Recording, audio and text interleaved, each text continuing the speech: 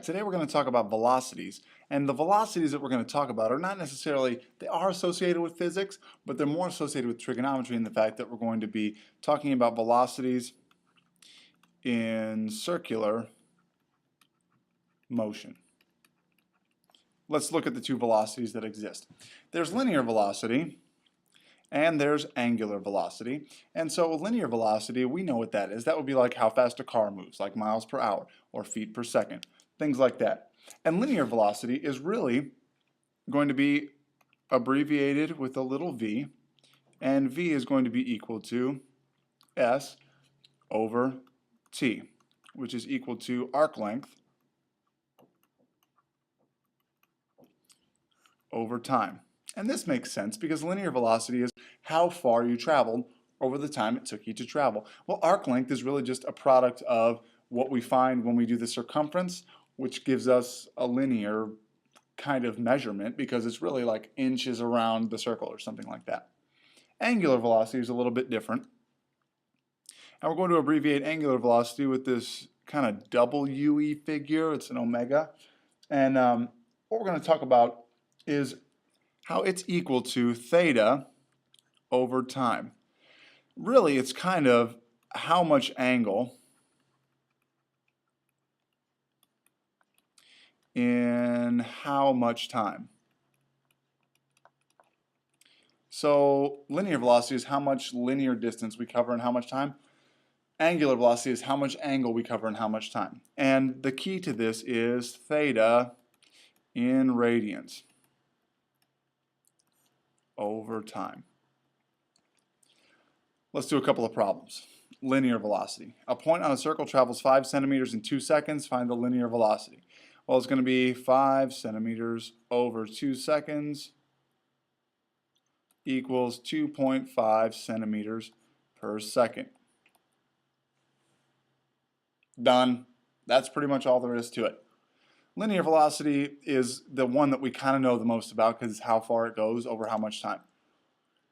A point rotating, that's going to be angular velocity because it's going to measure, think about this, if it covers this much angle in 5 seconds, well, that's going to be theta equals 3 pi over 4, and we'll make this 3 seconds because that's what the problem says. Duh. So 3 pi over 4 in 3 seconds, well, it's going to be 3 pi over 4 over 3 because omega equals theta in radians over time.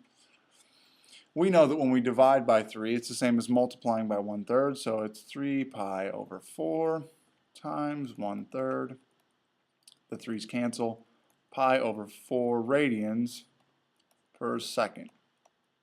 That's all there is to it. The amount of angle it covers in the amount of time.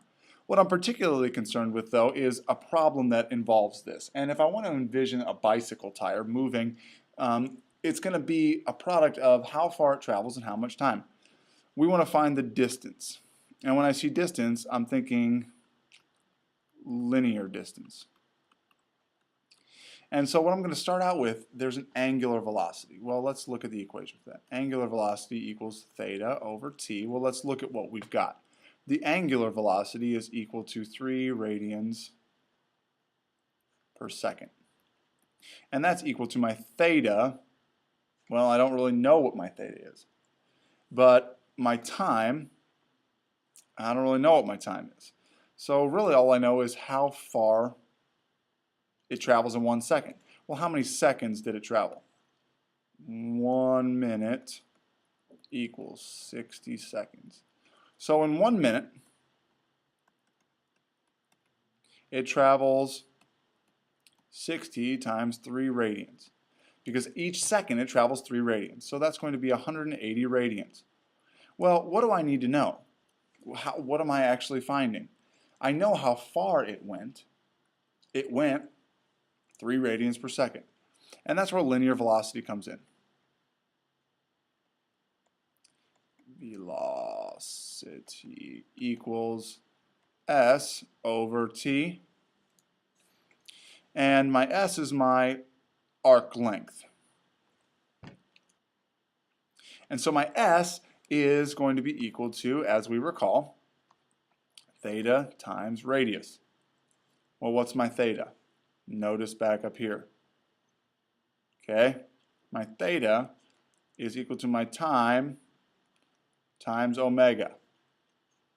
So let's look at what this means. It traveled times my theta, which is 180. My 180 gives me, that's how far it traveled. That's theta, because it traveled for 1 minute at 3 radians per second. So it traveled 180. Well, the radius is 13. So that's going to give me, let me look at my notes here, 2304 inches. Well, that's not really a particularly meaningful measurement. So if I divide by 12, I'm going to get my number of feet. That's 195 feet.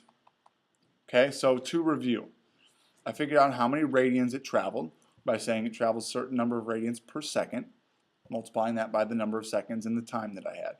That's how far it traveled. Well, how far it traveled times the radius gives me the arc length. The arc length is the measurement of how far something travels. That's velocities in a nutshell. Thanks for watching, guys. We'll see you next time.